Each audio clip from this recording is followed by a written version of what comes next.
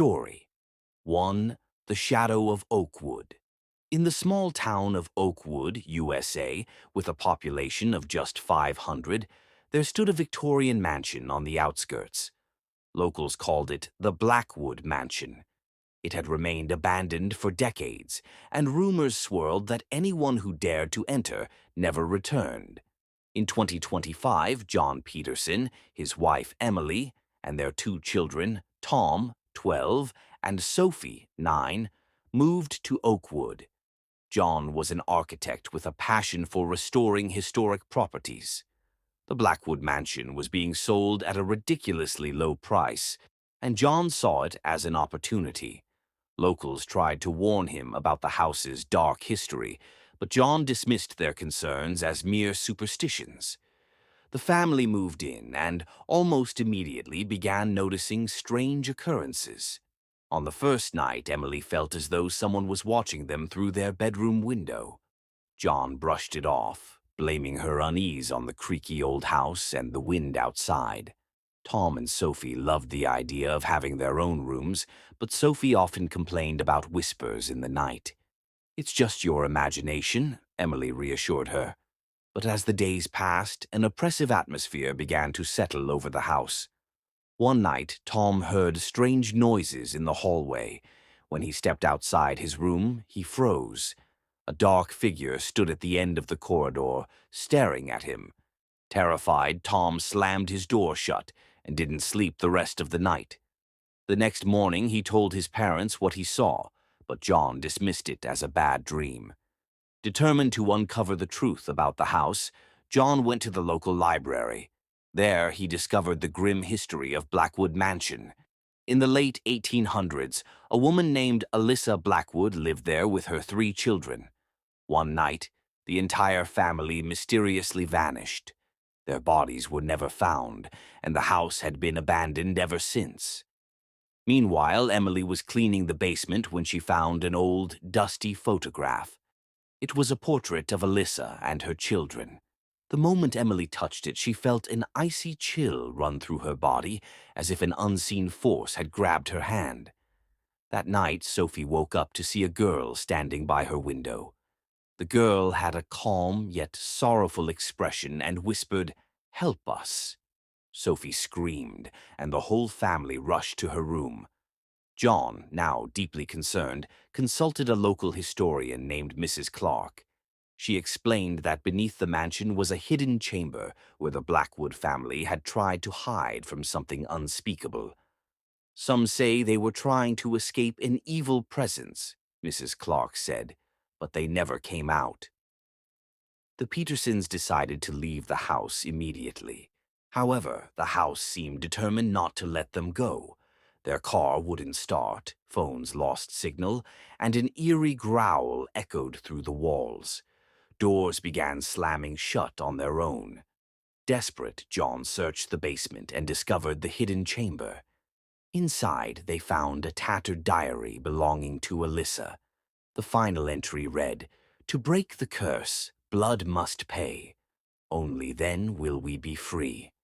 As John read aloud, the house grew colder, and shadows began to swirl around them. The family realized that they needed to perform a ritual to free Alyssa's family from the curse. Together, they lit candles and recited prayers, asking for the spirits to find peace. For a brief moment, the house fell silent, but just as they thought it was over, a deafening roar shook the walls, and Sophie whispered, "It's not over. Someone must stay behind." Before John and Emily could react, the door to the chamber slammed shut, separating Sophie from the rest of the family. Her voice echoed, "They need me." The next morning, the Peterson family was gone. The townsfolk say the mansion claimed them, just as it did the Blackwoods. To this day, no one dares to enter Blackwood Mansion. At night, some say you can still hear a child's laughter mixed with whispers. Help us. Story 2. The Cursed Cabin. Deep in the Appalachian Mountains of North Carolina, there stood an isolated log cabin known to the locals as the Hollow Shade. For decades, stories circulated about the horrors tied to the cabin. Hikers who stayed there reported terrifying encounters, and some disappeared without a trace.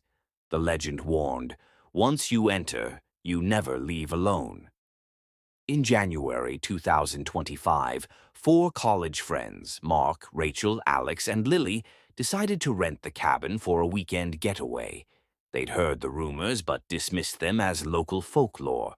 The group was looking for a thrill, a break from city life. When they arrived, they found the cabin eerily pristine, as though someone had just cleaned it. The air around the cabin felt heavy, and the surrounding forest was unnaturally silent. No birds chirped, no rustling leaves, just a dead stillness. "It's just the isolation," Mark said, trying to calm the group's nerves. They brushed off their unease and settled in. As night fell, strange things began happening. The fireplace lit itself without anyone touching it, and whispers seemed to echo from the walls. "Did you hear that?" Rachel asked nervously. The others assured her it was just her imagination, though they felt it too.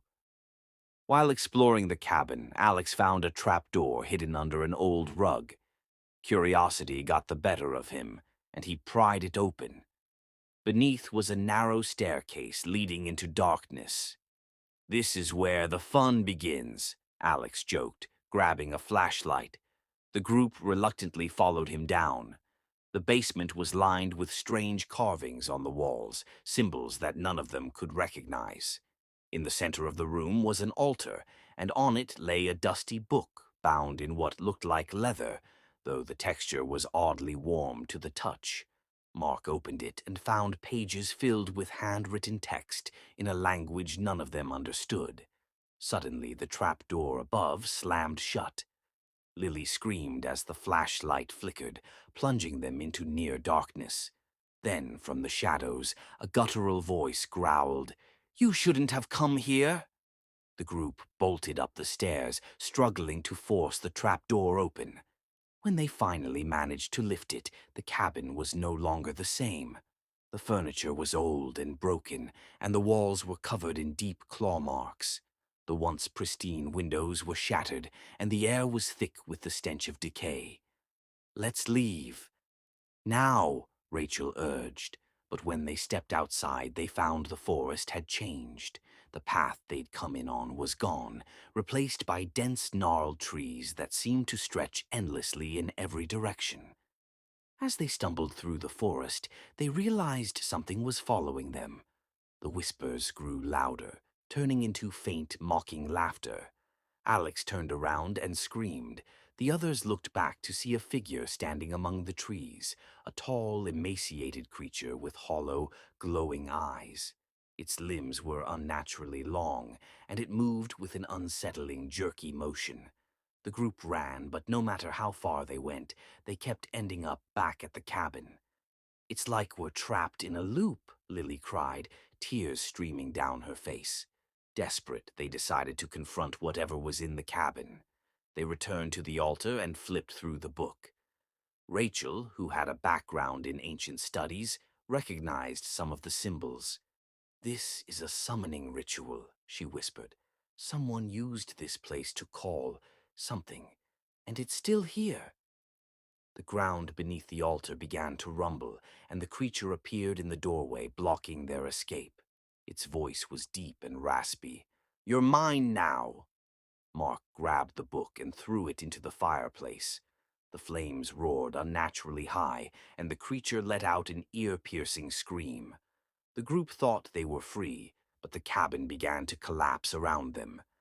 When the sun rose the next morning, the cabin was gone. In its place was an open field, and the four friends were nowhere to be found. Weeks later, a hiker discovered a camera near the site. On it was a single recording of the friends. In the video, they were staring at the camera, their faces pale and expressionless. One by one, they whispered, "It's still here." The hiker fled, but no one has dared to return to the hollow shade since. The end.